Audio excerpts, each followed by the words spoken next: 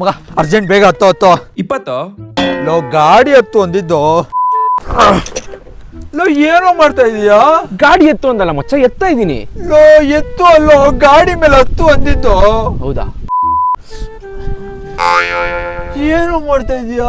ಗಾಡಿ ಮೇಲೆ ಹತ್ತು ಅಂದಲ್ಲ ಮಚ್ಚ, ಹತ್ತಿದೀನಿ. ಲೋ ಹತ್ತು ಅಂದ್ರೆ ಗಾಡಿ ಮೇಲೆ ಕುತ್ಕೋ ಅಂತಲ್ಲೋ ಅರ್ಥ.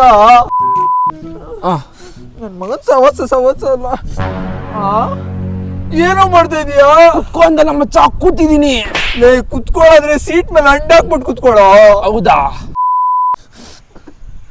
ಹಿಂಗ್ಯಾಕೋ ಕೂತಿದ್ಯಾ?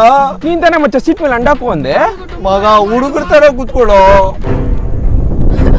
ಮಗ ಅರ್ಜೆಂಟ್ ಮಗ, ಹೋಗ್ಬೇಕು, ಅರ್ಥ ಮಾಡ್ಕೊಳ್ಳೋ.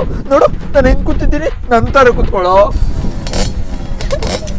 ಮಗ ಒಂದ್ ಕಾಲ್ ಆ ಕಡೆ ಒಂದ್ ಕಾಲ್ ಈ ಕಡೆ ಹಾಕೊಂಡ್ ಕುತ್ಕೊಳ್ಳೋ. ಆ ಕಡೆನಾ? ಓ ಮಗ